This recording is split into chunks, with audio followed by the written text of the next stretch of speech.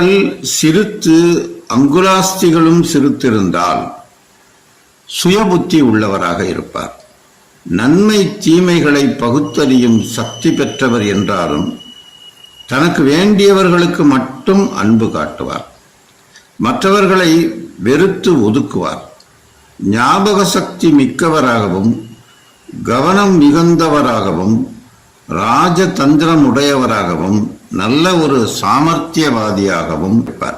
இவருக்கு இருதய புத்தி ரேகைகளும் சுத்தமாக அமைந்திருக்குமானால் அவர் ஒரு உலக புகழ்பெற்ற நபராகவும் திகழ்வார். கட்டை விரல் என்று அழைக்கப்படும் பெருவிரல் குறைவின்றி நன்றாக அமைய பெற்றவர் ஒரு ஞானவானாகவும் கருணை உள்ளம் கொண்டவராகவும் இருப்பார். பெருவிரல் என்னும் அந்த கட்டை விரல் இல்லாவிட்டால் எதையும் பலமாக பிடித்து வேலை செய்ய முடியாது.